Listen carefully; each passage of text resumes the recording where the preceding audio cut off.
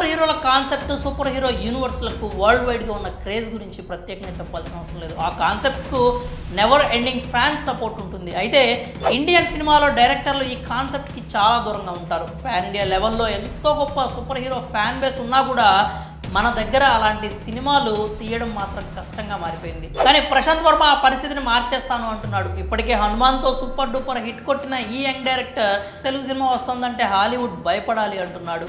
Hanuman cinema రిలీజ్కి ముందు ప్రశాంత్ వర్మ మాటలను చాలామంది లైట్ తీసుకున్నారు. తన సినిమా విషయం అతను చూపిస్తున్న ఆత్మవిశ్వాసాన్ని ఎక్కువ మంది ఓవర్ కాన్ఫిడెన్స్ అనుకున్నారు. కానీ సంక్రాంతి బరిలోకి దిగడం మాత్రమే కాకుండా టాలీవుడ్లో హిట్ కొట్టింది. అక్కడితో ఆగిపోకుండా తెలుగు చలనచిత్ర పరిశ్రమలో ఉన్న నాన్ బాహుబలి రికార్డులను హనుమాన్ సినిమా బద్దలు కొడుతోంది.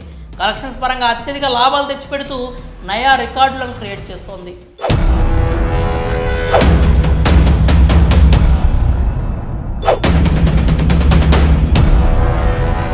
అయితే ప్రశాంత్ వర్మ విజన్ ఒక్క హనుమాన్ చిత్రంతో ఆగిపోయేది కాదు. అతను ప్రశాంత్ వర్మ యూనివర్స్ని క్రియేట్ చేస్తున్నాడు.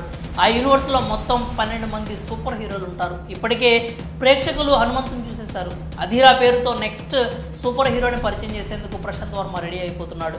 ఓ ఇంటర్వ్యూలో మాట్లాడుతూ ప్రశాంత్ వర్మ తన గోల్ని చెప్పుకొచ్చాడు. నిజానికి అది విన్న తర్వాత ప్రశాంత్ వర్మ విజన్కి తెలుగు ప్రేక్షకులు మురిసిపోతున్నారు. మనం ఇక్కడ ఎలాగైతే సినిమా రిలీజ్కి సంబంధించి డేట్స్ గురించి వేరే ప్రొడ్యూసర్స్తో డిస్కషన్స్ చేస్తున్నామో అలాగే హాలీవుడ్ వాళ్ళు ఇండియా నుంచి ఏ మూవీ వస్తోంది అంటూ డిస్కషన్స్ పెట్టే రేంజ్కి మన సినిమాని తీసుకెళ్లే ప్రయత్నం చేస్తాను అంటూ ప్రశాంత్ వర్మ చెప్పుకొచ్చాడు.